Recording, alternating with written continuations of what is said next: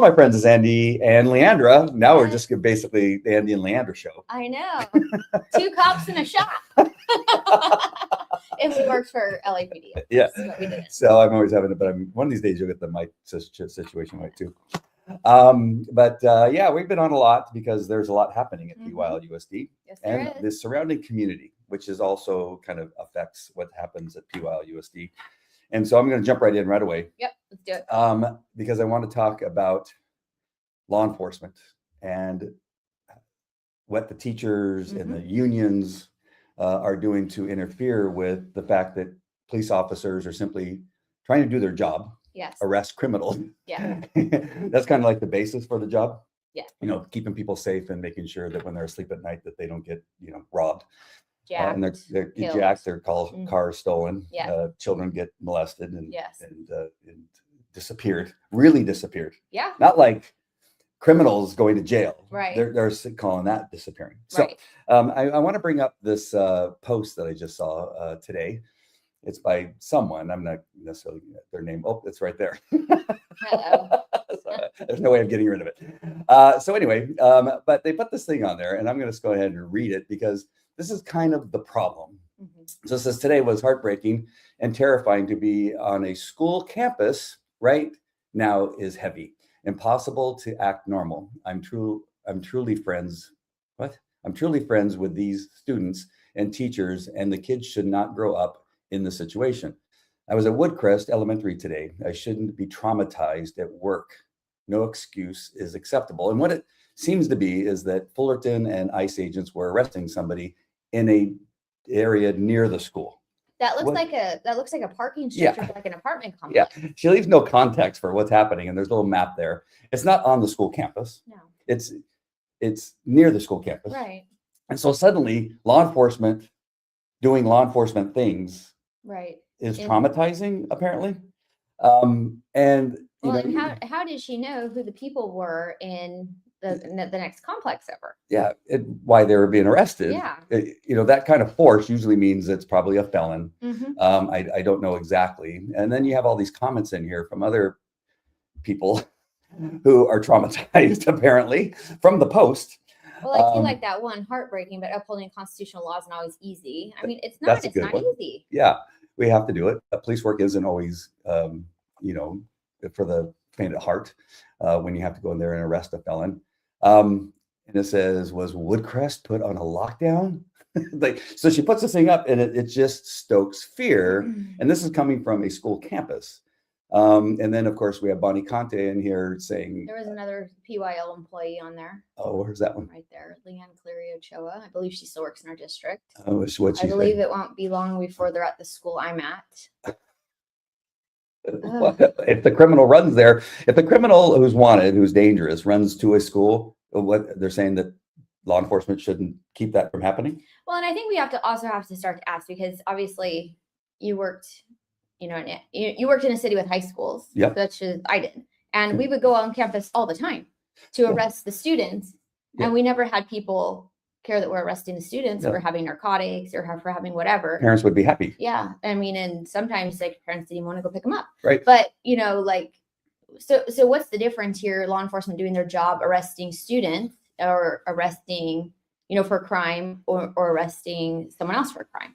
Like, what happened to allowing law enforcement to do their job? Yeah. So that's going to bring me to a question, because this is ongoing. We have a teacher at El Dorado High School who teaches history, Jenny Bremer, who created these cards that she made up using, I'm assuming, school resources to do it. Who knows? But it's telling the students how to interfere with ICE. And what not to do and all this types of stuff. So this history teacher at El Dorado High School is stoking up fear in these children of something that's not happening. We have the NEA and the school teachers union in Minnesota shutting down the schools for who knows why. Yeah. But I believe because they think that maybe some high schoolers would be able to protest and get out there. That's one of my thoughts, is that it would give them more people that would go out there and interfere with law enforcement. Right. And so the NEA is clearly a part of this, which the NEA is the CTA and is the APLE. They're all one cabal. The National Education Association. Yeah. It's the national level of what like the California Teachers Association is. Yeah. I'm going to bring up another article in regard to that later on. It has to do with another topic that I'm going to bring up. Okay. But is there anything that we can do as the district to have something that supports law enforcement, so the students can hear the truth about law enforcement, that we arrest bad guys. Mm-hmm. We will sometimes chase people like they did in Minnesota, and they're trying to claim they went on a school campus, which what they were doing was pursuing a felon who was running onto the campus, and they kept that from happening, which we don't want. So that we can have these children get an understanding of what law enforcement does, which includes ICE, Border Patrol, Sheriff's Department, local police, and all the other law enforcement agencies that may come into play here. Is there something that we could do as a district? Yes. And I'm saying we because parents and the school board is supposed to be the representative of the community. Right. We want the students to understand what law enforcement actually does. Is there a way that we can? Is there like a day or a week or a month law enforcement day? Well, so that's actually what I brought this up at the board meeting on Tuesday, and I haven't clipped my board report yet. But basically, this was my whole thing: is we now have preschool teachers who are passing out ICE cards to parents, like preschool teachers. Like, what are we doing? And we have teachers in the classrooms that are calling ICE and law enforcement murderers. Yeah. Like, that's not a part of our district curriculum. And I don't know why I do. I have this whole, I understand exactly why it's happening. You have a board majority who has supported principals who have been, who've harassed police officers and SROs.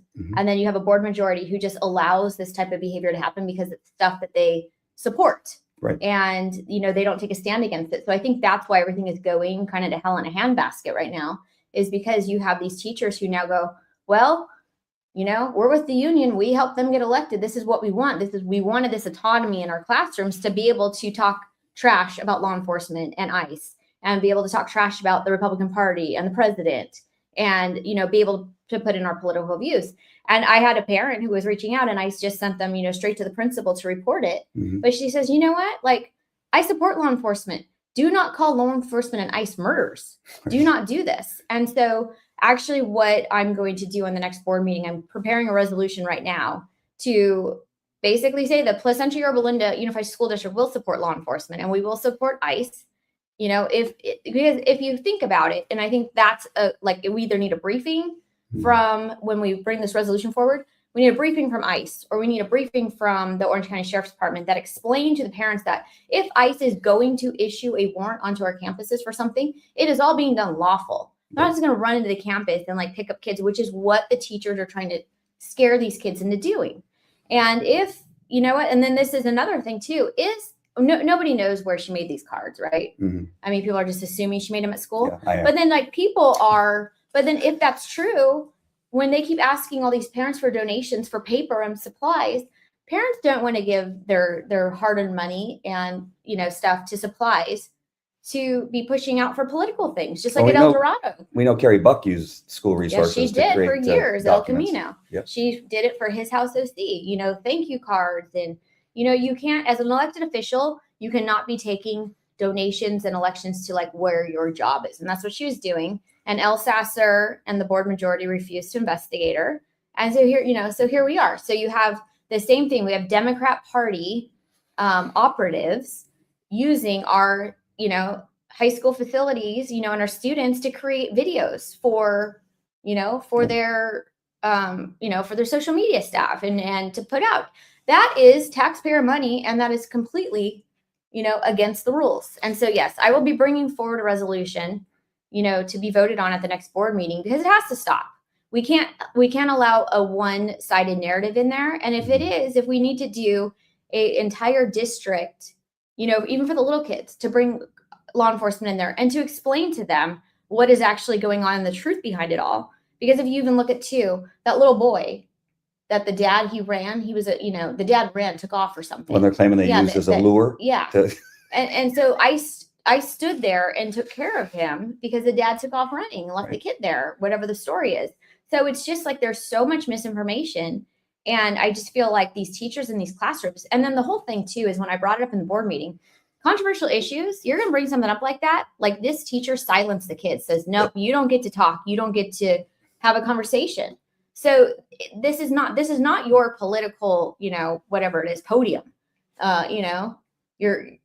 Never mind. I'm not going to keep going. Well, you brought up three things that I want to comment on. And first of all, the last thing he says, controversial. It should not be controversial. None of these things should be controversial. Men and girls sports, right. The men in the girls' locker room, in the bathrooms. That's only controversial in the eyes of people that are crazy. Yes. Law enforcement, bad. That's right. Shouldn't be controversial. That's wrong, and it's right. a lie. So just on that. The other thing is, you just brought it up, and I didn't think about this, that I spent tons of money in buying pencils and paper and things that they say, you need to bring these because our kids won't have them if you don't have them. And then we have school board members using those very resources that we are, supplying because they claim that they can't afford it, and it's not part of the budget. And then Carrie in 2022, she said it was a donation. So who's making the donation to your private business? I didn't ask for my stuff to be used. No, and not at his house to see who gave that. But people come forward and said she was doing that for years, and it wasn't until she was exposed that they try to put a stop to it. And just on the third thing, just because I want to make sure this is clear, is that you were a police officer. I was. How many parents did you arrest in your time? A lot. And so I want to know, what do these people want us to do when we arrest the parents and a child is in the car?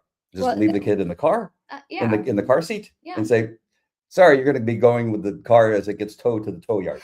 And that's the thing. There's such a lack of understanding about what happens is when there are kids in the car. We're on the phone, we're calling, the other parent, a relative, we're calling people, and other officers will come. As that person goes to jail, usually the officers will come and wait for the relative or somebody to come pick the kid up so they don't have to go, to the station. But if we can't find anybody, we have to take them to the station. It's a horrible situation. We hated it. And you're babysitting these kids. I mean, it's just, we carried, you're getting all, you're using all the money for the vending machine. Yes, our own money. We don't have a problem doing that because we care about the kids. I carried a bunch of stuffed animal dogs in the trunk of my car that I would give to the kids and talk to them and do whatever I could to calm them down, because it's the parent that put them in that situation. We didn't. No. What are we supposed to say?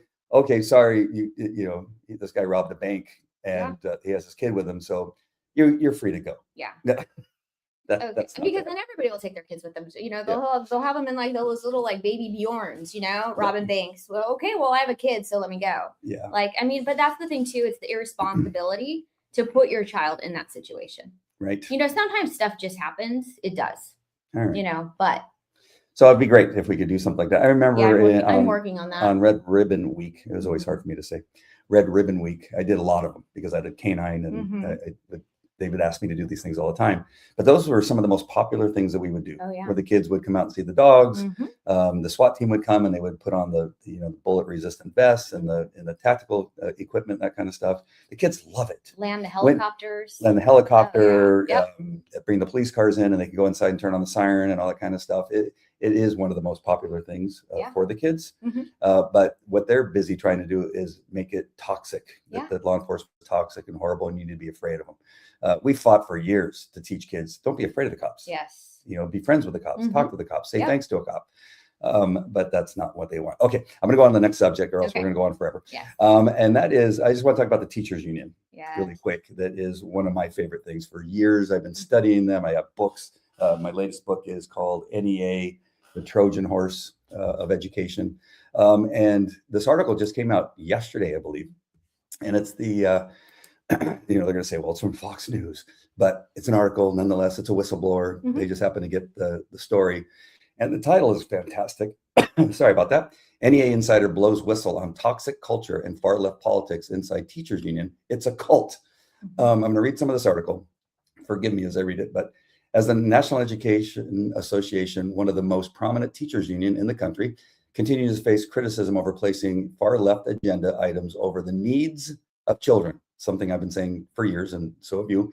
A whistleblower organization spoke to Fox News Digital about the toxic politics and inside headquarters. It's a very liberal place. There's only a handful of conservatives that work at NEA. And if you are, it's like you just don't say anything. How many times we've heard teachers that are conservative? That's exactly what our district teachers say.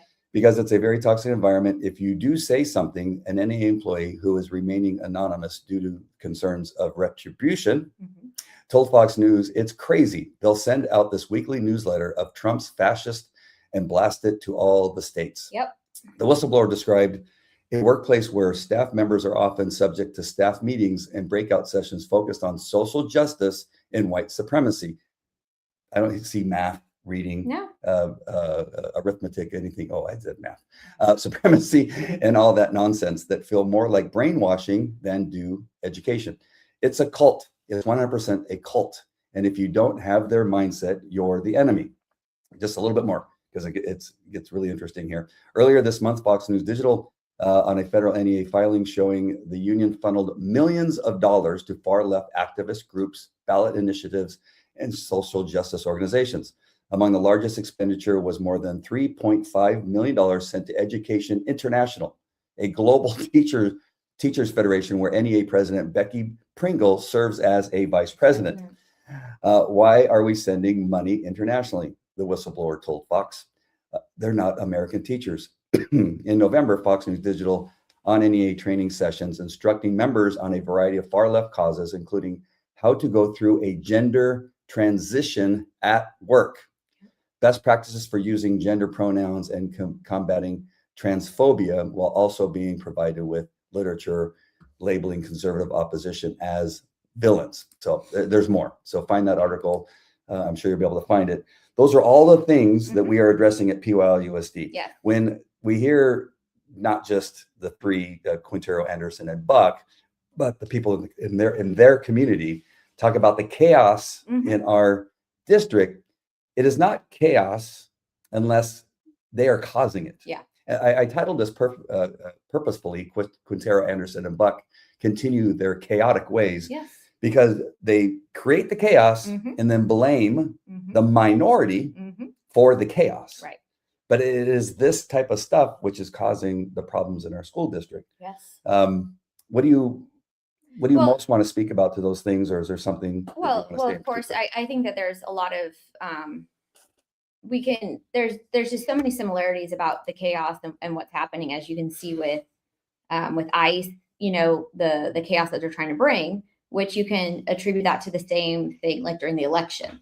The teachers union came to the board meetings, peddled a bunch of lies at the podium, created a bunch of chaos. Yep. Then they go out to the community and they fearmonger the community, which is exactly the same thing. And you have the leaders who are doing it. It's Nancy Watkins, it's Sam Majovich, this David Radler, who's like filing lawsuits against the district, who they're all working for the Quintero, Buck, and Anderson campaigns, you know, the teachers union and the Democrat Party. So you have them doing this. So it's the same playbook. They did it in Orange to recall Madison Minor and the conservative board majority. And then so you notice now it's like everybody's very silent because the truth is coming out. But it's like whatever we can do to get the people in, you know, they'll do whatever. They'll say whatever. They'll do whatever. But then I also like looked at too, part of that article was, you know, pushing the politics. Like in the board meeting, I had to say, because I had a bunch of teachers call me and they said, look, we are fed up. The union during working hours, school hours, we were teaching our classes. They had a teacher, the APLE elementary rep, coming into the classroom, and she has these signatures. Who hasn't signed this petition? We need to, you know, send this bill. We need to send this up so we can get this on the ballot. You're doing politics in the classroom. So like, we were trying to teach our kids to read and write, and yet we have this union person coming into the classroom during school hours, you know, and then they're like engaging them in conversation, like, no, we're not interested. Well, you know, and they start to intimidate. And so then they actually went into one person who's like, I think it was a first year teacher, and they intimidated her. And they made her uncomfortable while she's just trying to teach her kids.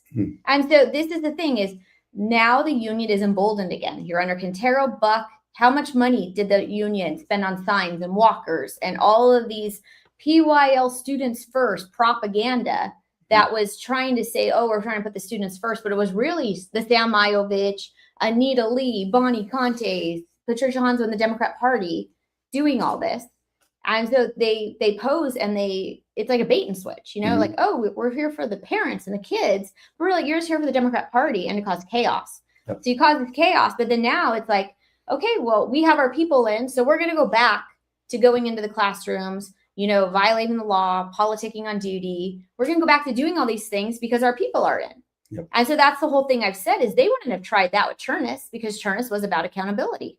But, under Mussolino, like a Mussolino came in under the shadiest of circumstances. He was a far left Nancy Watkins Democrat operative, and so in my opinion, but, he works over at Cal State Fullerton. Nancy Watkins, was engaged against me, emailing the community, calling me an insurrectionist, far right, whatever, so they're doing all these political, and so then they take it over. And then you notice too, like in the crowd, like, where's Sam Mayovich lately? I mean, he comes up there and he was, defending trans things, trying to take Jewish, the Jewish Holocaust Day and implement it into it somehow. The trans people are being persecuted in the same way. I mean, and it's so, so you have all this going on, and it's because they don't believe that this superintendent will hold them accountable because their board majority is union backed and they have free reign. Oh, sorry. Thank you for that. Sorry. So we're losing all these children. Enrollment is falling again after it had stabilized under Dr. Chernus and Dr. Gates. Yep. And you. Yes, I was board president. I thought you were board president. That it was on its way of going up, and then as soon as they take over, it begins to fall. So that means that less money is going to be coming in. Yeah, we lost over $6 million. $6 million. And I'm going to bring up this stupid kitchen renovation because there's so many aspects of it. First, Anderson tries to claim that the money that's being used for USI is keeping from this kitchen from being refurbished. Yes. And it took an entirety of $1.6 million or something like that for USI for a new program. In developer fees. In developer fees that were meant for the very thing that USI was something new. Right. Refurbishing a kitchen is not It's not new, you can't use it. It's not developer fees cannot be used for that, for that thing. So that was only $1.6 million that she was screaming about that they had to have. The problem was and is that it's gone from a $1 million project to a $3 million project. And now the last figure I just heard, because the last time we went, it was 6.3, but now I hear it's $6.7 million. Yeah, it's somewhere between 6.3 and 6.7. But the thing too so Marilyn, I couldn't believe it in the board meeting when she started talking about like, dates and times when like you discuss the Valencia kitchen, like you discuss a lot of things, but then like when it gets voted in for the money and stuff. So she seems like she's upset because you have all these things that like are on the like for future projects. And so I think she was promising, I think the Valencia teachers and administration and stuff walked and did because she's promising them things because everything goes to Valencia. If you've noticed that. Yeah. And so all the money, all the stuff, like they don't give new programs to Esperanza. They don't give new programs to Yorba Linda, very little to El Dorado. It's all Kramer and Valencia. And so, you have all these things pop up. Well, then USI popped up. And so the difference too, is when you're actually like looking at a business model and trying to run places like a business, Maryland's looking at, these people need a new kitchen.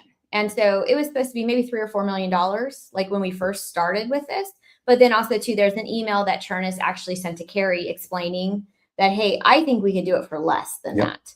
And so like, there's all these conversations. Well, she's upset because USI, Gary Stein, the CBO, came out and said, no, $1.9 million was not diverted from, a USI fund to the kitchen. Like they move funds around all the time to pay for things. And so she's sitting here going, it was almost like you're proving us right. Like she should have had somebody else write that script for her that night. But it was kind of just crazy. And then so she's saying that the Valencia kitchen was this 3-year plan, but then USI got running. Well, you want to get USI and OCSDS up and running is because that is something that actually gives back money into our funds. Right. So when you get more students, every student is like worth like $15,000. That's how much the district collects. So when OCSDS opened and it went from Bernardo at 550 students to OCSDS at 750 students, that's 200 students more. So do the math on 200 students times $15,000. And then also too, USI opens and you start to get the outside enrollment. And so that comes in. So things start paying for themselves as you're making the money. The Valencia kitchen, we have no return on that. They want this big fancy kitchen. And I heard it was like pictures of past principal. I mean, it's just like, Nonsense. what? Like, kids don't care. Like, they don't care. They don't even eat the food. Right. So it's they like, don't even care who's there now. no, they don't. They really don't. And so you're doing all these things, and the Valencia Kitchen isn't going to, there's not going to be any return on the investment. We're not filming TV shows in this fancy kitchen, Right. like we're renting out the kitchen for things. We're not doing it. You're going to dump a bunch of money in there to make it more, because it's, adult employees' dream to have this type of kitchen to work in. And I mean, I still ask, does the pool have a scoreboard? Like, there's $50,000 that's needed at Glenview for safety things, for fences. But we have a school board member who's more interested in a $6 million kitchen when all these other kitchens that are at these other high schools, they are sorely in need of service as well. And so my whole thing has been asking is, if we're delivering food to elementary schools and middle schools that don't have kitchens, why don't we just have a hub? Yeah. And just go straight from this, like, the hub of, nutrition services and just send it all out.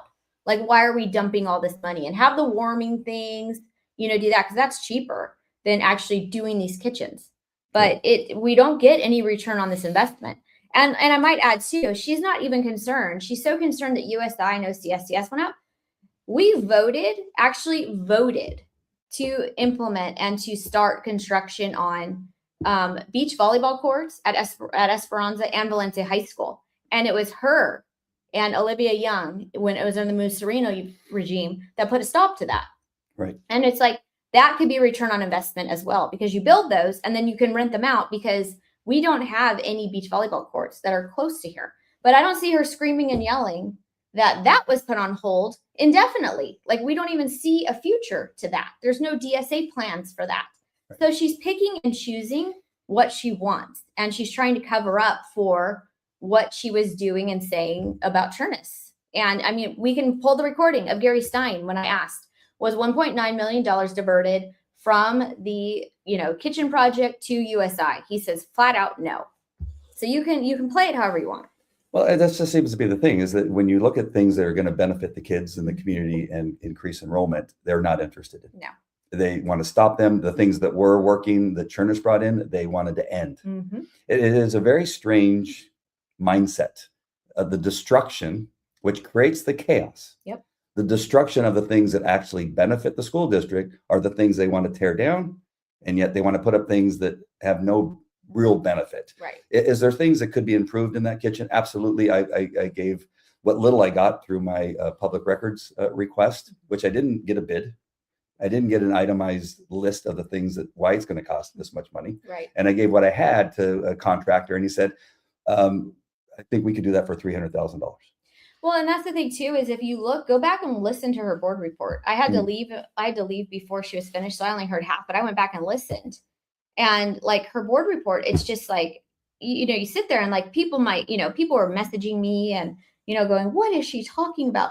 Like, it doesn't make, like, I don't think she understands. Like, she doesn't understand that the projects and like the money and stuff, because even too, there was like some money and she'd be like, oh, you're using money from Prop 28 funds for this. And it's like, well, we can. And then, to even like, she kept pulling things when Turnus was here. She kept pulling things on the agenda that had already been voted for in the previous month. Mm-hmm. So it's already approved. So it's already voted on approval. And so she pulled the item and we'd be like, why are you pulling the item? Well, I don't want to vote to approve it. It's already approved. We already approved it last month. So I don't think she actually understands. And I think they send her out there with scripts, and I think she gets confused. And, we've seen that in action. Yeah, we have. It's sad. It's very sad that we have people that have no idea what it is they're doing to get into these positions. Yeah. Because unfortunately, we just have people that vote on some cases just because who they like, mm-hmm. As opposed to listening to what is actually being said. Right. Because you go door to door mm-hmm. and explain all these things. I just want to bring this up really quick. Mm-hmm. So I have 6 children. My oldest daughter doesn't live with us, so she doesn't get to hear me explain, as my other children do, about right. what's happening throughout the world, mm-hmm. and policy and why certain things are being done in the world with regard to Greenland and to right. Iran and Venezuela. And so my oldest daughter, we had the breakfast this morning, and she's not Republican or Democrat. She's right. kind of in the middle. Mm-hmm. She sits on the fence, but she hangs around a bunch of people who are liberal. Right. And so she comes to me at breakfast quite often, I think sometimes just to understand. Right. So she goes, people are saying this, people are saying that. And so whether it's the shooting in Minnesota with the ICE officer and the young woman in the car who was committing a crime at the time that she did that, or what's happening in Greenland, I will take her through the truth and what's happening and the reasons why these things happen. And she goes, oh my gosh, I wish somebody would explain that to me. Because all these people are telling me this one thing and I'm beginning to believe them. Right. And I go, but nobody told me about that. Yes. About this. Yeah. And so this unfortunately is our community. We have some people that are just listening to certain people, right? Going through the list of people, and much of it is lies. We had that letter that went out against you, talking about your sex life and talking about your insurrectionists, even though not one person was charged with insurrection on January 6th. Saying that police officers were killed on January 6th. Not one police officer was killed on January 6th. And I could just go through the list, but yet we're faced with that because I've gone door to door, not as much as you would like me to, but only 2 neighbors does not count as door to door. That is not true. I know. But 2 + 2. But yeah, so they'll ask these questions, and the good news is that you go door to door and explain these things. Right. And so I just want to put out, just because we're talking about it, that we need more of people like you and some more people like me who know stuff, but will actually go out there and knock on more doors. Right. Well, I mean, I think too, the strategy at the last election was they sent out the retired teachers and they had no idea. They're just like, given a script by the union president, and it was lies, but they went to the doors and they were strategic about it. And they had, okay, you used to work at Glenview, you used to work here, you used to work there. So they would send those retired teachers out into the thing. Oh, I taught your son. You have to vote for this person. And I mean, we had teachers come up to us and at the board meeting one time with Todd, they were up there spewing nonsense. And she goes, you had a strange look on your face. When I was talking, I said, because you were lying. And she goes, what do you mean? And I said, well, that's not this and this. And I pulled the thing out and I showed her something. She goes, that's not what they told me. That's not what they told me. So they're sending them to the podium just to make fools of themselves. They're sending them to doors to lie to you because the goal is to get their people in. Right. And then they're also too, they're opposing ICE and they're opposing the teachers union. All these people are opposing ICE and stuff. It's because you have such declining enrollment right now, and families don't want what's happening in the classrooms. And so what they're doing is they're leaving for charter school and private schools, or they're just leaving the state and they're fleeing somewhere where they think their kids can get a better education. If you take the illegal immigrants, because how many did LA Unified lose? They had thousands of kids not show up for school. Right.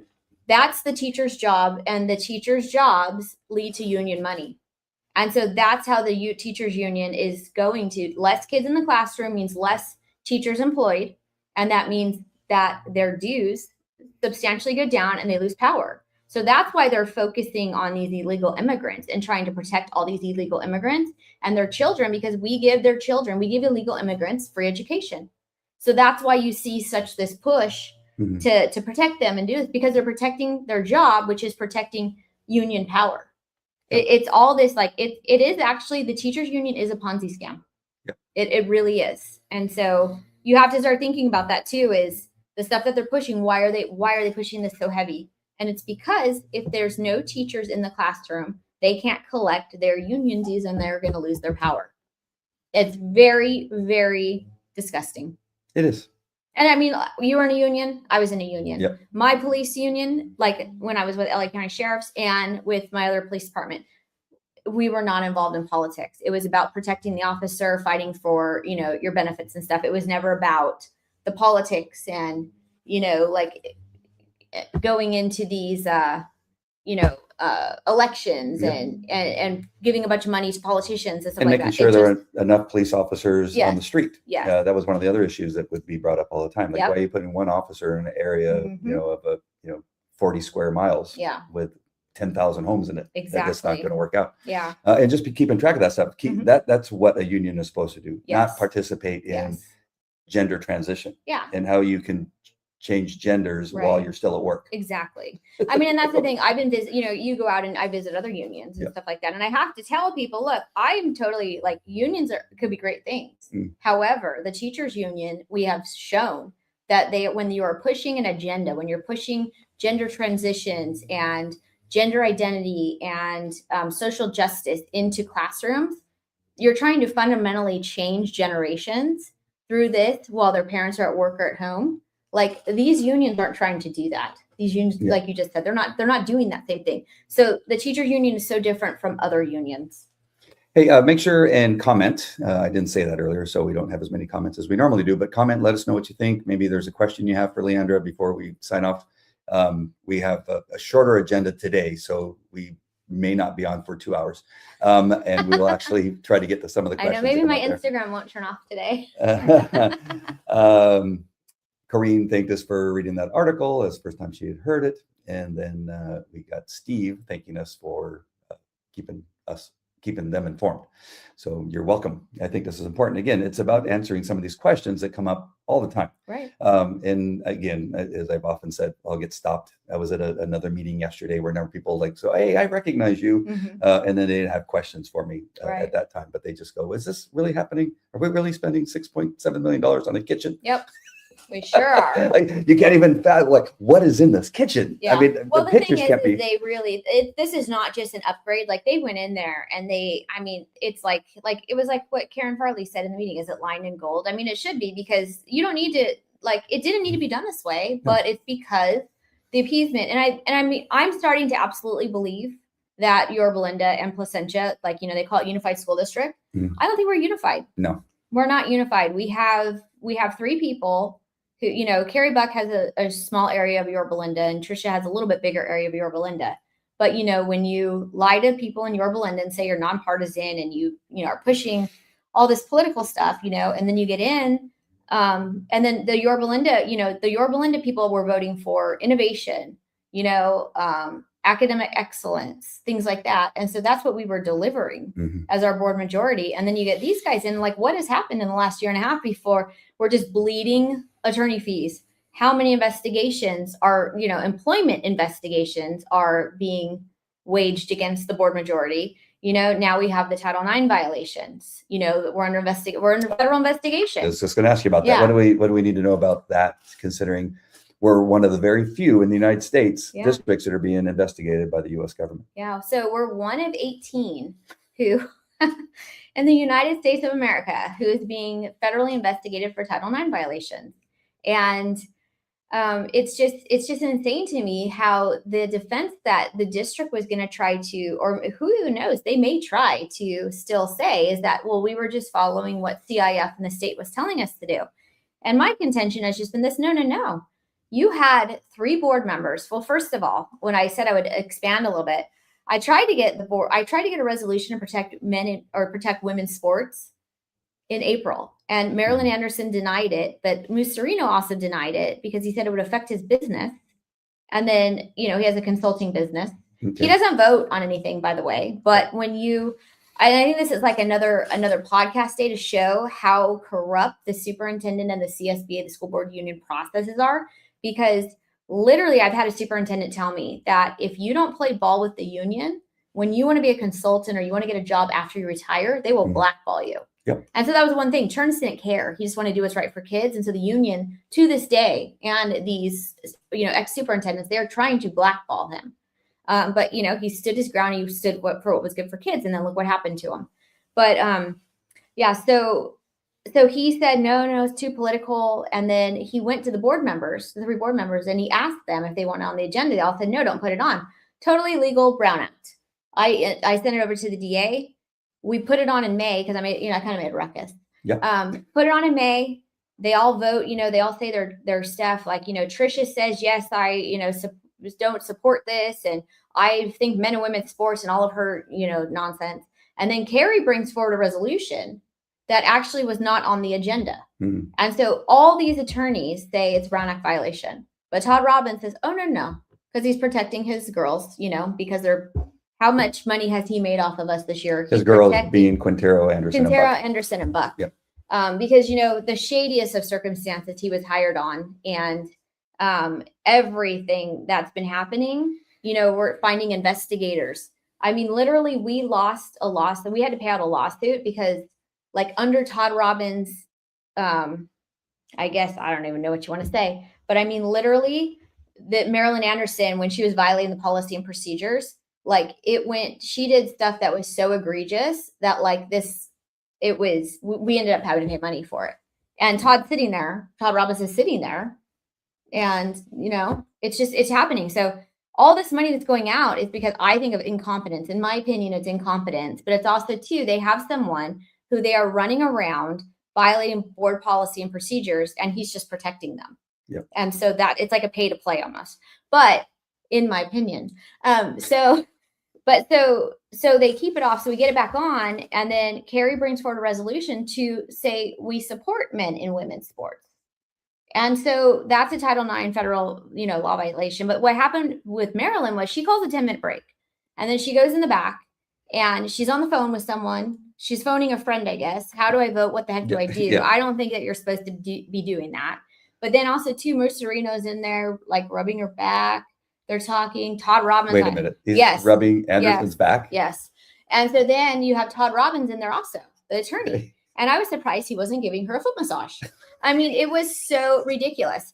So me and Todd, we go in there to get some coffee, and we see this. And they say to us, "Oh, you probably shouldn't be in here because this could look." Because we're busy giving massages. Yeah.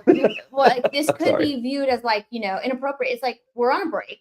This is not closed session. And so basically, they were saying they were giving her advice for the agenda, because if everybody's just back there just chilling, talking, then why would you care if we walked in? Right. So then she comes out and she starts talking about how marginalized the transgender community is, and we have to, for kindness and all these things.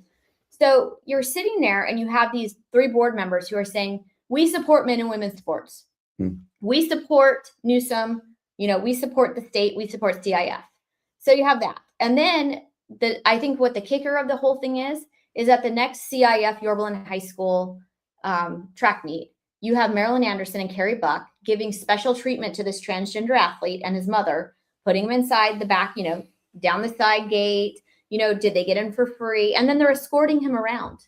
So not only did you say, I agree with the CIF and state, but now you're giving him special privileges and you're giving him special treatment that you did not give to any of the other athletes, even our own. Like, he's not even in our district. He's from Europa Valley. Right. But he's big with Pride at the Pier, which Carrie and Marilyn and everybody is big into, which is a transgender club or group that go around and yell at people at school board meetings. Yeah. So you have that going on. And then so now everybody says, oh my gosh, why are we being investigated? It's like, well, you think we're the people who have board members who are actively supporting this and violating Title IX and federal law. And they've completely created something that really, all kids have a moment where they're bullied by somebody. Some kids, I just didn't care. Yeah. I would laugh at them. But my oldest daughter that I'll bring up again, that I was talking about, she went to El Dorado in 2016, 9, something like that. It was years ago. Mm-hmm. She had a transgender friend. And again, this goes to the people that call me homophobic and all this kind of nonsense. Yeah. And he would come over dressed as a woman. Mm-hmm. And I never even blinked. I said, hey, open the door, he'd come on in, and we would, whatever they're going to watch TV or whatever they're going to do. I never gave it, we would have a discussion about it and would laugh just like we would about anything else. Right. Like some kid that got a new haircut. Right. Like you'd go, oh, what happened? Mm-hmm. What happened to your hair? Right. Or you're really wearing that today? And we would all laugh. Nobody cared. Nobody cares. Mm-hmm. He went to school dressed as a woman, and he seemed, who knows? There is this idea that there's some mental illness about it, because it always has been looked at as a mental illness up until 5 years ago. But, I never bullied him. I looked at him with kindness and loved him. Mm-hmm. And we went to America's Got Talent filmings. We went all over the place. Right. So this is something that every kid goes through, mm-hmm. but they want to make it this thing that we all have to focus on, apparently, and everything must stop. Education must stop. Math learning must stop. Reading must stop, because it's more important for the 1 or 2 mm-hmm. kids that think that there's something else that they're not. Right. And it's just created such I hate this word. I'm trying not to use chaos again, but it just creates. Well, it does create chaos because then you have track coaches who go, well, he just took first and took these girls because it happened at Yorba Linda. He took first place in all of the events, the first time he came. And so the track coach is like, well, I have these medals. Like, what do I do with the girls that he, just dropped off the podium? Or the fourth place girl. Yeah, the fourth place girl. And that was the same thing. And so CIF, when they said, oh, well, the person that he's eliminated, we're going to bring him back to CIF or, to finals or whatever it was. But you create such nonsense with them. They've cried, they've sobbed, they've worked all their life. But what does that help? Because they're still letting them compete. So you bring back the person who lost their place and they're going to lose it again. Yep. It's going to be the same thing. It makes no sense, but it's crazy. And, I just hope the Supreme Court, like it goes well to the Supreme Court, but when the Supreme Court was talking, they couldn't even say, the attorney wouldn't even say what a biological male or female was. Right. Like nobody wants to say it because if you say it out loud, then the truth will finally be heard. But so they keep like dancing around the thing. There's two genders, male and female, like, sorry. Yeah. I mean, I don't know what else to say. When you talk to most people about it, even Democrats, the few that will talk to me, when we bring it up, they go, that really isn't right. We shouldn't have men and girls part. They do. They don't agree. No, they actually do not agree. You got these three people holding up everything. Like, can we just get back to education? Yeah. At some point. Yeah. We're 40th in the United States in education here in California. We're probably worse now. Yeah. Because that's I think 24 stats. And nobody stops and thinks like, well, maybe Common Core needs to be. Yeah, maybe Common Core doesn't work. Maybe that doesn't work. Right. Maybe, let's look at a different way, which many schools are doing that. I think there's schools in Kentucky, and they're seeing a complete change of the kids being able to read. That they've gone from something like 15th in the United States to, up in the top 5 in education in those states that have just reversed certain things in education. Right. Stop worrying about that we need 5 different kinds of bathrooms for the furries and the transgenders and the non-binary and all this other kind of nonsense. Because I think their school's spending money on having 3 bathrooms now. Yeah. A 3rd bathroom. Yeah.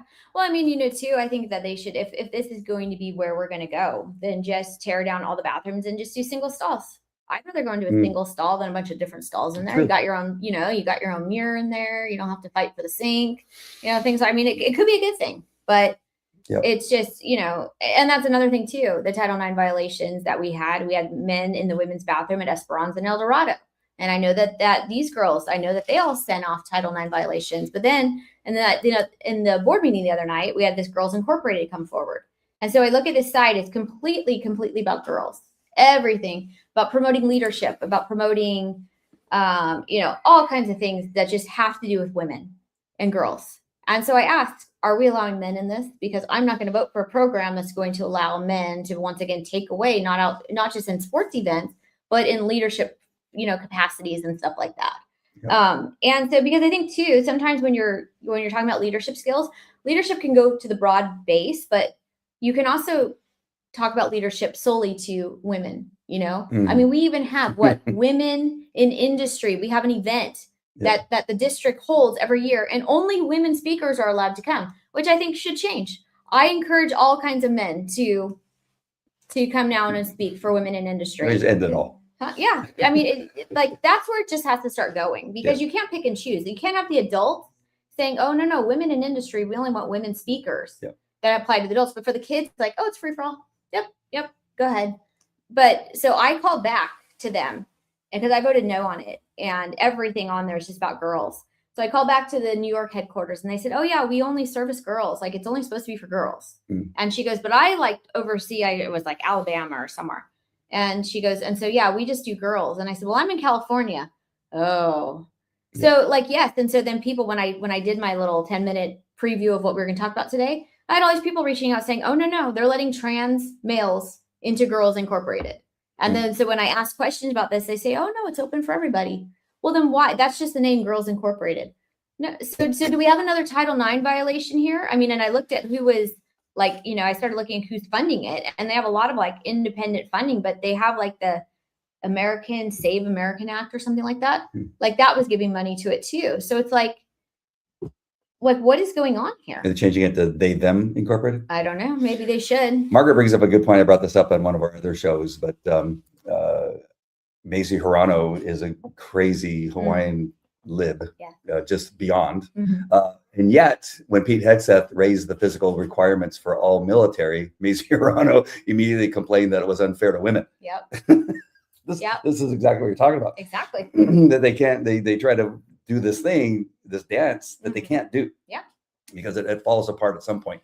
If Chris Anderson were to walk into the women's restroom when Anderson and Quintero in there and was standing in there, what do you think they would do? Oh, they would freak out. They'd go tell the cops. They'd say, Placentia PD, get in here. Yep. 911. I think what we're finding is with these board members, it's only about what their feelings are and if it affects them. Yeah. They don't care if it in their power. Affects. Yeah. It affects their power. Yeah. I understand that Tricia Quintero, doesn't have a full understanding what an elected official is. No, she that they're doesn't. not an employee of the school district.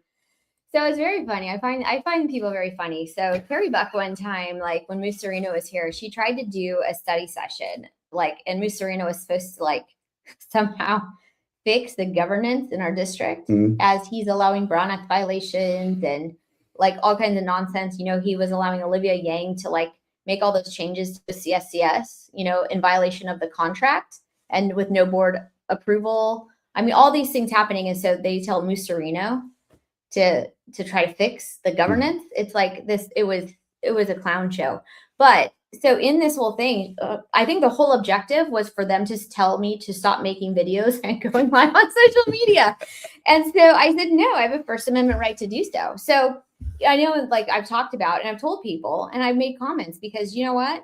Tricia Quintero, if you go to OC Vote and you look up the registration, because you can look up who's donated and all these things. She has the first one of Patricia Quintero, Democrat. That's what I read. Tell me if I'm wrong, Tricia, but that's what I read. Next thing was Tricia Quintero. So it was Patricia Quintero, and then it went to Tricia Quintero. I mean, and it's obviously all linked to her campaign, so it has to be the same person. Tricia Quintero, no party preference. Right. And then so you have the union, you have all these people going door to door saying, oh, she's nonpartisan, she's this, but then all of her friends are saying she totally wiped her social media. So you have that, happening. So if that's not true, then say it's not true. Tell me it's not true. I didn't do that, and show that you didn't do that. And then you have the votes. She's upset that people know that she, voted to keep the pride flags and social justice flags and all kinds of flags inside the classroom. She's upset that people know that she voted, to support men and women's sports. So the community is coming out and saying these people lied to me and I voted for her. Joey Davis gave hundreds of dollars to her campaign and then would come out and put her on the El Dorado website as the PTA volunteer of the year. But it was highly coordinated because the second Joey Davis did it, it went on Your Belinda Moms. Anita Lee's posting it. All of the people who are on her campaign team are posting it. And so they had to take it down because they said, you have donated to her campaign. She is a candidate. And now you're putting her up on her social media page, for promotions. And so you have that going on. So is that not true? I mean, they cited an ed code about politics. And so that she had to take it down. And then so she also too, when Trump did the DEI, said we're not going to do DEI anymore. She was not within the 10 days, but she tried to get that Placentia or Belinda will still keep DEI. She tried to put on the agenda and it was not within the 10 days. And so Renee Gray told her no. And then they fired Renee Gray, got Moose Sereno, who then it was a free for all. So if all these things are not true, then say it. But don't go up there and say, read the Placentia or Belinda, her civility clause, whatever the heck she was reading. And then say, try to say I was bullying her. We're elected officials. We are not employees of the district. I don't think that she understands that. If we were employees of the district, we couldn't. If we're employees of the district, we can't be on the board. Right. That's just and so it's just the same thing. You want to say Newsom, you suck. We could say, Tricia, this is how we feel about you and your vote. Right. You put yourself, people say, oh, you all these lies and stuff that people say about me. Oh, well, that's because you ran for office. So that's just what comes with the territory. But apparently she doesn't like that people are talking and that the truth is coming out there. Well, if it's not factual, then show people the proof. Right. Because we're seeing something completely different and you can't hide your vote. No. But don't go on there. And then she says, so I said I got married. When I told you you got married, I got married. What happened? So she sends her buddy Shani Murray, who was on her campaign team, and Tim and Shani. And she comes up and starts talking about, me, that I'm bullying her on social media. No, I'm not bullying anybody. Am I talking about your appearance? Am I saying stuff? I'm talking about specific things in your votes. That's not bullying. That's not bullying. That is factual. Your votes are this.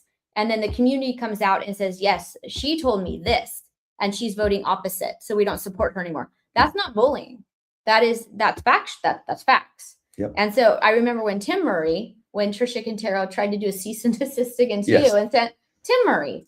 So the Murrays are like the hit squad for Tricia to try to silence people and their First Amendment rights. Yeah, Tim Murray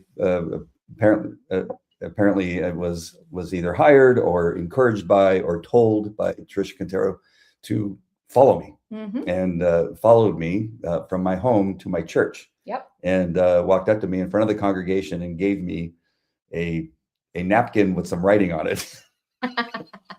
I do want to know who wrote that, because I remember when I read it, I was like, holy moly. I thought my son Bo wrote it, who's at Brookhaven, not learning as much as he should over there at Brookhaven, because he has one of the worst teachers in our district. I can say that. But it's shocking that these people don't understand what they're elected people. They are public figures in the sense in our community. And the fact that we are just simply saying what is actually happening is just, it's not a bully. I don't understand. Well, and I think too, if you also look too, Marilyn Anderson, the other night, she said that she was on a nutrition committee. And Marilyn Anderson. Come on. This is why, when I heard it, and I did get up and leave the room for a moment. I did need to use the facility. But that never came forward. We can't find anywhere where that came forward for a vote. So during Marilyn Anderson's tenure as board president, she put herself on a nutrition committee. It didn't come. So this is where I say power corrupts. There's one time when Sean Youngblood was president, and there was a committee that had popped up. And he says, oh, do you want it? Are you interested in this? Because they need an answer. Those two, Marilyn Anderson and Carrie, flipped out that Sean even would think about just, going, okay, yeah, Leandra, you take it. So we brought it forward for a vote, and I ended up being on this committee.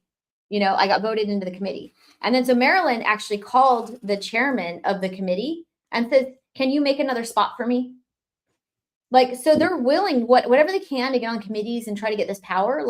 You were not voted on, but she tries to circumvent this thing. So now somehow a nutrition committee comes up and they're talking about processed foods and seed, all these things, health things, and she puts herself on there. So now I have parents all over the district absolutely very concerned, because they said, who's in charge of our nutrition? I'm trying not to. I'm trying to be kind. When I went to the UFC gym and was looking for a trainer, I found the guy that was the most buff and looked the healthiest, and that's who I hired. Right. We got Robert Kennedy, Jr. in charge of our health. A guy who's 78, 79 years old, able to do pull-ups and push-ups with one hand. Yeah. And looks fabulous, and has steak for his cake of his celebration. Understanding that the pyramid should be upside down. It's not a farce. It actually should be. My wife and I have been living that way for years, since we've been married, and I've lost 35 pounds using the upside down triangle. So those are the type of people that you want looking at health. Yeah. I mean, we've done the same thing. I always wear these baggy clothes. My husband always goes, you've got your life vest on. And that's kind of the joke. He says, hey, can I take you out for a date today? He says, but would you promise me to wear baggy jeans and a life vest? So I'm not disappointing him today. But that was the same thing is my kids have literally, they go, can you please just buy us a bag of Cheez-Its? Please. Because I sit there and I look in there, and I sit there and I look, and it's everything has seed oil. Even when you go to Trader Joe's, I'm sorry, I love Trader Joe's, but sometimes you go in there and the salad dressings and a lot of the stuff that claims to be healthy, even the hummus, check the hummus. Sometimes there's it's made up with vegetable oil. So you're supposed to be looking for the avocado or the olive oil, things like that. But we've been living that way too, where I have been, and I've been trying to implement it at home in ways that the kids, don't know. But sometimes they're chicken again for dinner. Yep, protein, but Yeah. And so I just, and even in the back, like the snacks, I don't want to complain. So I just don't really eat anything like when I'm at the board meeting, or I bring my own stuff. But the snacks are Oreos, Cheez-Its, like all of these things. So if I was on a nutrition committee, that would have been my first stop. Is, hey, the snacks back here, get rid of them. So it reminds me of the school board member in Minnesota who got arrested for going into the church. Yes. That needed 2 handcuffs. She should be charged for an extra handcuff. Double cuff. That should be added to her bail. My gosh. 2 handcuffs, that's an extra $100. The only people I ever respected who needed a double cuff were the super, super buff guys that just they couldn't get their hands behind their backs. They had to have 2 She can't get them back there for another reason. I want to ask you about this. It just came up. I don't know if you know about this article. If you do, great. If not, then I'll look it up later on. But she says, I'm not sure. It's Webble Perry. Says, be encouraged by our prayers and take a look at the latest headline from Pacific Justice Institute regarding a case in Texas they just won on behalf of parents. And then in the link, it says $7.5 million. Do you know anything about that? I haven't heard anything. It won't let me go. I tried to click on it. It won't let me go to it. Yeah. Darn it. I want to hear more about that. So I just want to, Well, hold on. Kalinda said, oh my God, I love Oreos. Well, go to the Thrive Market and they have a dupe for Oreos that's actually fabulous and it doesn't have all the stuff in it. They have gluten-free Oreos that you can get at Bonds. But the gluten-free Oreos, if you look, still look at the back. Why do you look so close? Because you have to look close, Andy. You have to be serious about these. My wife does the same thing. Yeah. Drives me crazy. I know. Now I've learned. I go, can you just tell me if I can eat this or not? Yeah. Well, I found this really cool protein drink the other day, and I was like a coffee one. Like they said, oh, you could substitute your cup of coffee. Mm-hmm. And I looked at the back, and there it was, vegetable oil or something in there. And I was like, gosh darn it. And so I put it back, and somebody asked, why'd you put it back? I said, don't let me ruin it for you. I'm going to say this. It's going to sound bad, just that I hesitate to say this, but it leads to something else. So it's going to sound like I'm thinking of myself in a certain way. But I'm at the gym. Mm-hmm. I'm in my towel. Because I take a shower at the gym. Okay. I don't go to the gym in a towel. I'm in the locker room in a towel. Glad you clarified that. And this young guy, 24, 25 years old, he looks over at me in the mirror and he says, "What's your secret?" And I go, "What do you mean?" He goes, "Well, and he kind of goes like that. He goes, "What's it?" I go, "Well, it's my wife. Yeah. My wife is the one who's takes care of me. She's taught me how to eat properly. Yeah. I weigh myself every day now, and eat according to how much I weigh. If I'm above 195, I eat less. Yeah. If I'm below 195, then I can have a little something. Yeah. A little Reese's peanut butter cup. Yeah. But it's the women in our lives that, well, I think Dave. I think Dave might say the same. Dave's lost like 20 pounds. Yeah. He's been working, certain things. It's important, for your health. That support system. Yeah. I want to talk about Janice Lim. Oh, okay. Who I see increasingly claiming that she's a Republican. It's I find it hysterical because she's really trying and saying that, oh, she loves President Trump. Like this is really bizarre behavior. Again, there's some mental issues going on here. How can you be standing at a track meet supporting a man competing against girls, and then the 3 people that are in charge of our school board at the time, and support them in everything that they're doing as far as destruction of our school district, and then write a Facebook post and say that you're Republican, or go to an event and say how Republican she is? How is this possible? Well, I think that she wasn't at the track meet actually, but all the people that, like Misty Jansen, she Thank you for clarifying. Yes, Misty Jansen and Sam Mayovich, who Janice is friends with, and worked on Misty and all of the, Marilyn Anderson and Trustees Quintero's campaign. So Janice was like way knee deep in with all those people. Yep. So she supports all of them, and so, but she wasn't at the track meet. It was Sam Mayovich and Misty Jansen, my opponent, that she supported, who were out there yelling and screaming about supporting men and women's sports. Okay, so all the people that she surrounds herself with. Yeah, they were all there. That's why I got. Yeah. Okay. So, but I mean, if we're gonna, we want to be truthful. Yes, thank you. But yeah, so I honestly think it's because of where she is. Like, you aren't going to do much in your Belinda if you're a hard left Democrat. Like, it's just how our community just doesn't. Our community doesn't vote that way. Your Belinda voted against Prop 50. We were like one of the Orange County, Placentia, I think, voted for it. We voted against it. So it's just, So I think what she's doing is she's just trying to placate. And I think she's also trying to go for both sides, because if you looked at her Martin Luther King Jr. Day post, it was kind of a strange post, but I wasn't that. But you had Dawn Miller. She's one of Misty's like biggest. She was a huge Misty Jansen supporter, and then she also too hosted Janice in her home, and like she's very far to the left. She was coming and yelling and screaming at all the board meetings. She's commenting, and she's basically trashing the president. And like Janice Lim originally put a heart on the comment, and then she changed it to the care. Like, you know, it's like, oh, let's give you the hug symbol or whatever it is. And then you have Sam Milovich on there, you know, liking her stuff. So I think what she's trying to do is she's trying to appeal to both sides to get more votes. And so what does that create?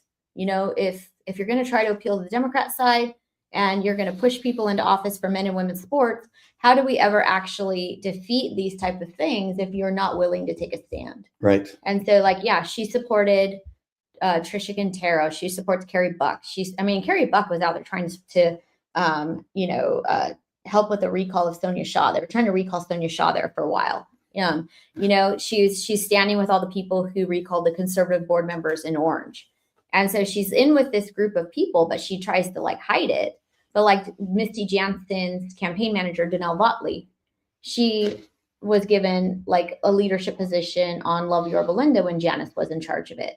So it's kind of like one of those things where those are people you just do not want to hang around with. Yeah, Danelle said some pretty like terrible things. But you know, too, Danelle used to say she flipped me off, but she drove next to my car the other day and she flipped me off. I was just driving. Gosh. I didn't like cut her off. And she's a hoot. Yeah, she's. I'm pretty sure it was her. So I think too that's like who you have to look around. Like Janice was with Sam Milovich and Nancy Watkins, and you know, so she like if you play both sides, and so I think that's the thing is we should all want to like try to meet in the middle, but you know you can't meet in the middle when you're talking about men and women's sports. Where do you meet in the middle for that? Where do you meet in the middle for these transgender surgeries and parental notification policies? You know, and that was another thing I brought up is. We've had some counselors and some administrators in our district when the teachers have like been alerted to something in the classroom and they're following our parental notification. These counselors are saying, no, don't call the parents. You just get them to send them to me. And they're like, well, I'm honoring our policy. And so like, that's the thing. And we've also had people who say that some counselors have been going around saying, just send them all to me. I need job security. And so that's the thing too, is that's what, I mean, and people go, oh my gosh, Leandra talks so terribly about the district and teachers. I'm not talking terribly. I'm telling the parents, this is what's going on. Right. And so until you have leadership, like we have Turnus, like Turnus was staunch. This does not happen. This does not happen. We don't do this. We don't harass. So then, we don't harass principals. We don't harass law enforcement. We don't harass these things. And so then when Mussolino came in, like literally Mussolino was giving the okay for the ICE cards to go out. Mussolino, you know, told the principal that you have to accept being bullied because you're because you were hired by Turnus. Yeah. And so I still don't know if I've asked for an investigation into that, because obviously you still have these employees and maybe even board members running around who are doing that.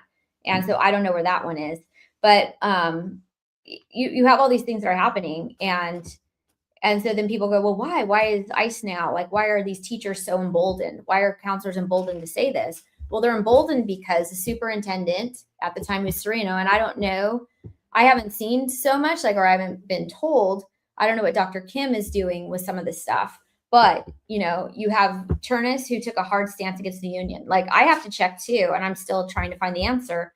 You know, Turnus stopped. We had a misuse of taxpayer funds because for 20 years, we were paying the union president to sit at the teachers union office and get paid just to sit there and politic and hand out political signs and to do all kinds of nonsense. And so he stopped that. And so that was one of the huge vendettas the union had against Turnus, was that they stopped the hookup. And he says, no, if you want to have that position, CTA, you can pay for it.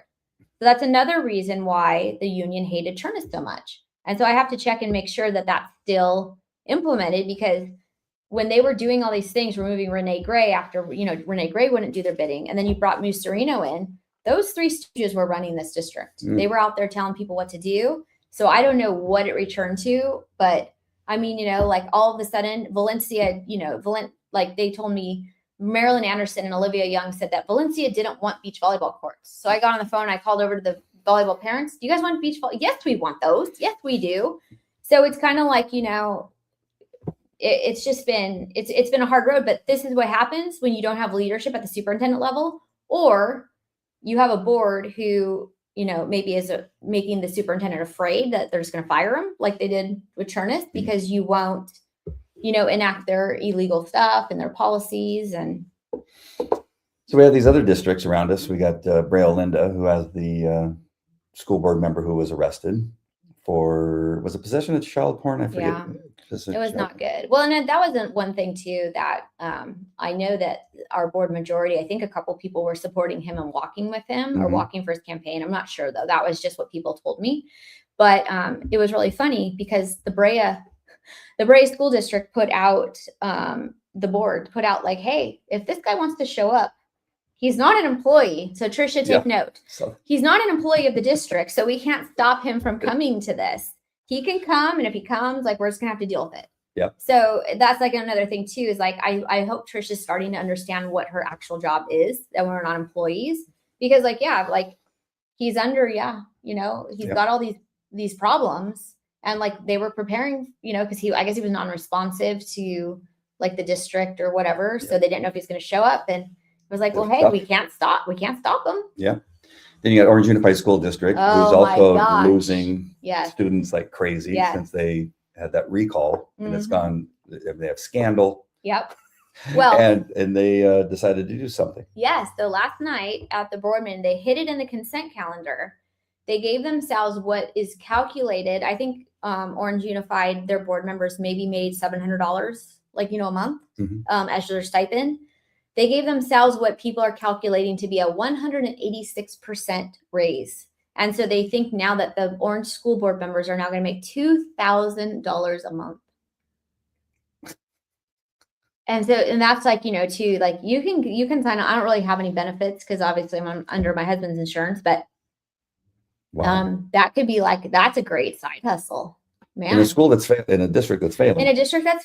They're losing, and then that's the craziness about it. There was another contract too that was very interesting. The superintendent hired a friend of hers, and for $125,000, this person is going to go through contracts, to see if they can find contracts and like release contracts or change contracts to save money. And so you think, oh, $125,000 for the year, $125,000 for a few hours.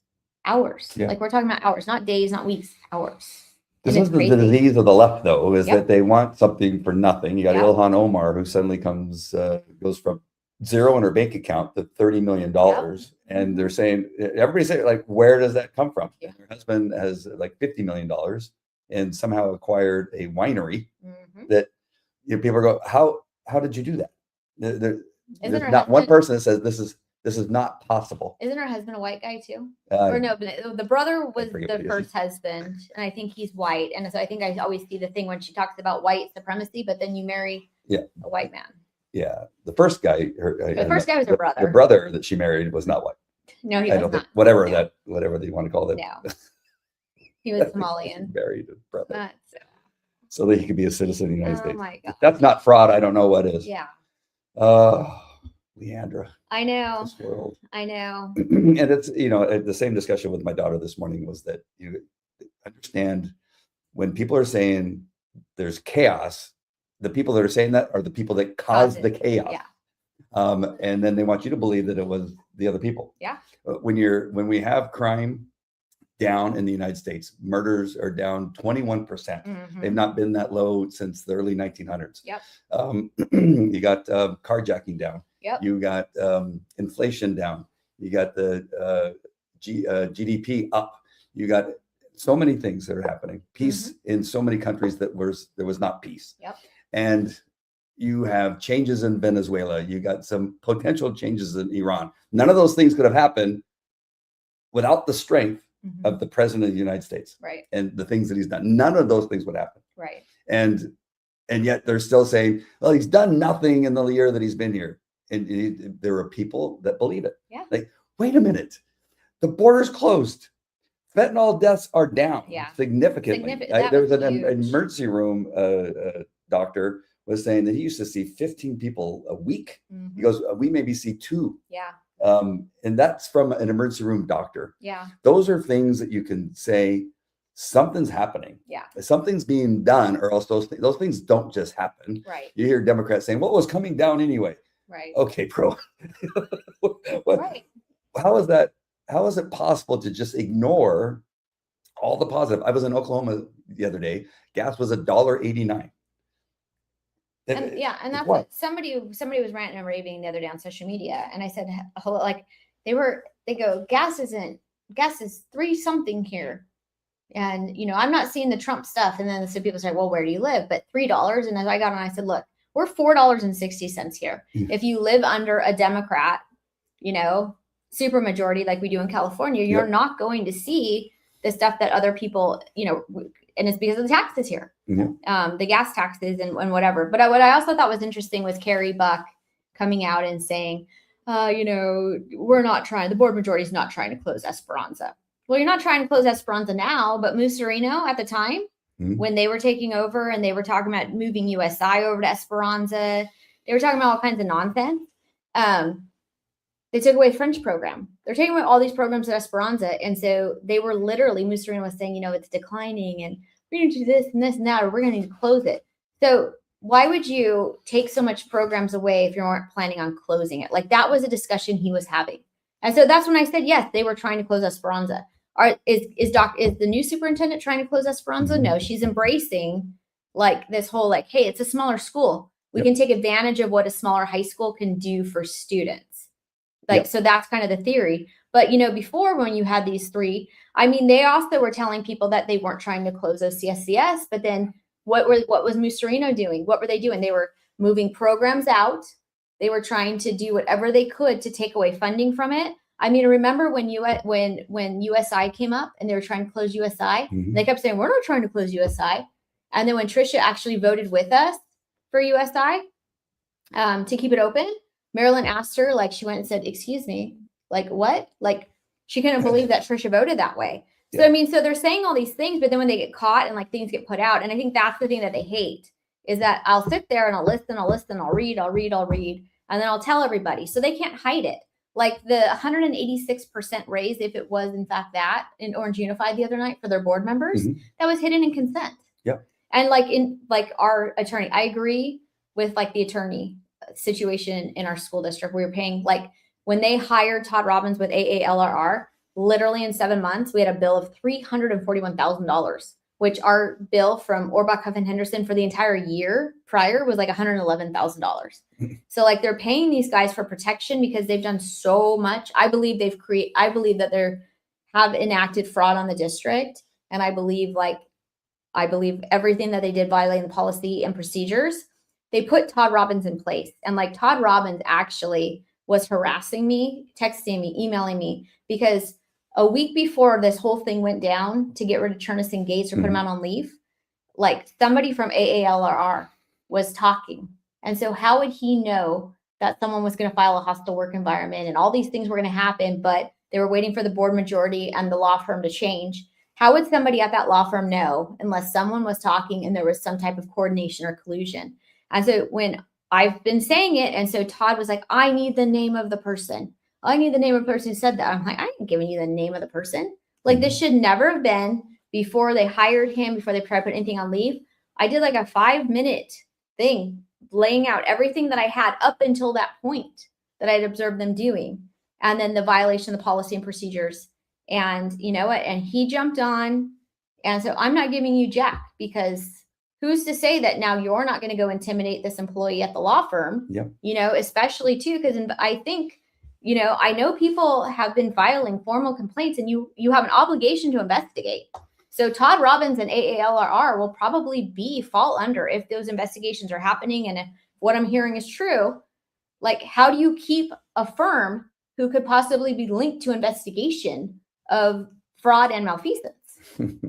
So, that's what you get when you hire people or elect people in a position that are incompetent. And I'm not saying you have to be a business owner to know how to run the district, but you have to at least have common sense. Yeah. And when you have a program that was essentially working, like let's say it like Esperanza, right, and you have clientele, which are the students, you don't take away the things that keep them there. Yes. You don't take those things, because of course people are going to leave. Right. It's like any business. If you have something that's working and people like it, they're going to come and either buy or purchase or participate in whatever it is that you have that you're offering. If say you have what you thought was a good business model and it's not working, you get rid of it. Yes. So it's one or the other. Right. You don't mess around with something that's working to the point where it starts to fall apart and then have to close it. Right. Like, that's stupid. Yeah. It's one of the dumbest things you can do. Well, Like with USI. They don't want USI and OCS to be successful because that would mean that Chernus was right. We were right. I mean, and they were just like, you should see the lack of support that they had, when we opened up the OCSCS, like was their grand opening. I was the only person who was there. USI, Carrie came, but she was trying to just basically collect information from employees about like how this opened so fast. I was there. Yeah. And the Olympians were there. All the Olympics were athletes were there. But they say that did not show any interest in it. The Olympiads. Yeah. Nobody cared. Yeah. I mean, and that's the thing too, is what they've done to that program is they didn't allow it to thrive. And so, we're still like, people are still interested in it, but they're not like, they took away like the core tenets of it that was making it great. And now Orange Unify is trying to open one.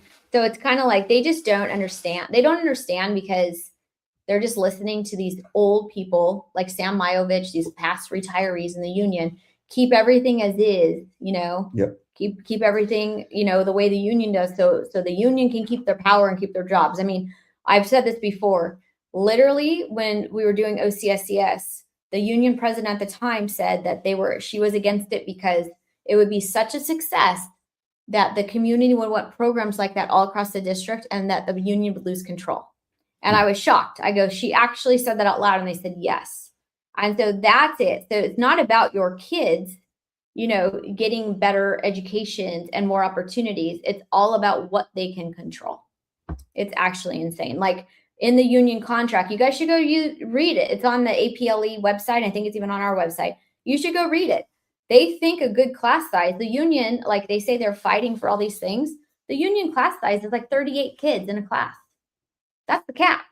So like you have other school districts who cap their kids at 30, I mean, so the stuff in there is not really, it doesn't make any sense, what I'm saying. Like, they always say, oh, we'll have smaller class sizes. Well, then why aren't you fighting for this in the contract to have smaller class sizes? You're capping stuff at 38 kids. I think it's 38.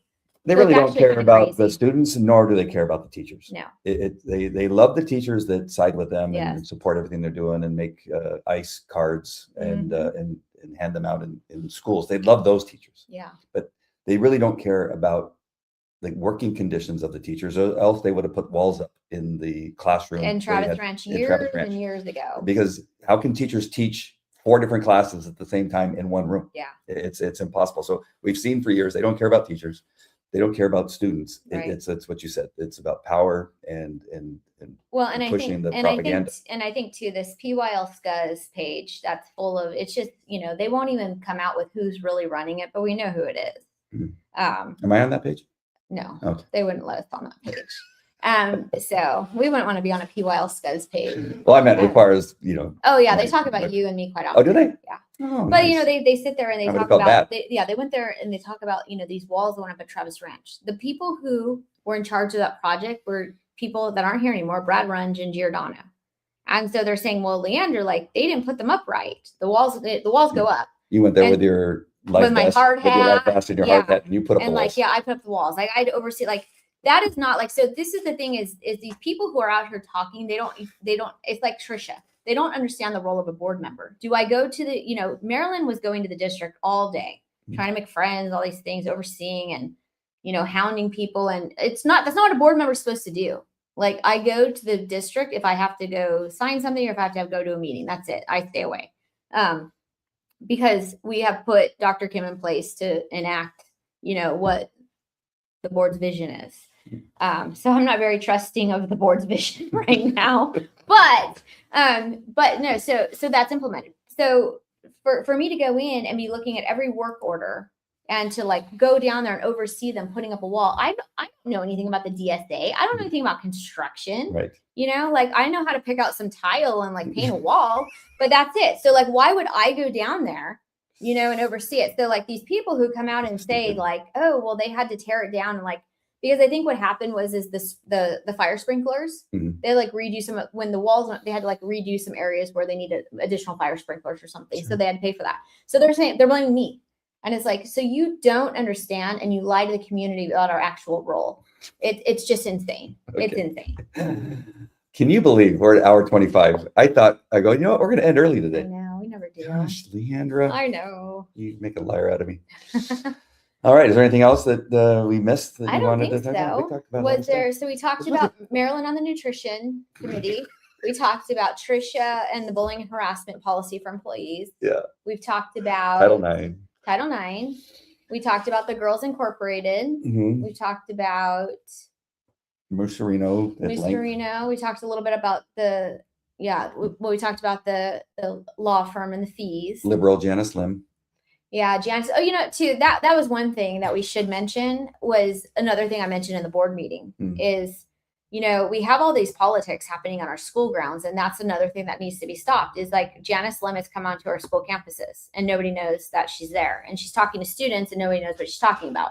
You cannot use district property as part of your campaign. Can't use it for political purposes. So we have that, happen. And then you have, like a couple years ago, the APLE union members had Nancy Watkins coming in to be a speaker for women in industry. And if you look at the pamphlet, like her opening thing, everything was about her campaign against Ken Williams for Orange County Board of Education. And so we had to pull Nancy Watkins at the last second because they said, dude, you can't use this, for political purposes. And so you have all these things that happen, Joey Davis, promoting Tricia Quintero after giving to her campaign. You have you have people like them. We've seen some PRAs where like the Defenders Hub is emailing teachers on their website for, their work website, PYLUSD.org, promoting Democrat people, so you have all these things going on that's just not supposed to be going on. And I think that's where a lot of this infiltration is, when you have the union doing these things, like everybody else knows you cannot do this, you can't use district email for this. You can't do that. But here we are, we have all of this happening, and now it's starting to really happen. Teachers like harassing people to sign a petition for something to go to Sacramento. I mean, like, here we go again. Yeah. And so all of it's right in line with that NEA article I wrote. Everything in there is exactly what's happening. I mean, and so like, I think that's the thing is like, we're not out here like, trying to trash talk teachers, but when you have the NEA and the union and they have articles that are saying this, I'm sitting here saying, yes, this is absolutely right. This is happening. Yep. All right, my friends, that's our take on this. I'm sure we'll be back sooner than later with some more information about what's happening here, because they ain't stopping. No matter what, no matter how bad it gets, it just seems like they can't stop themselves. No. All right, my friends, we love you guys. God bless. Take care.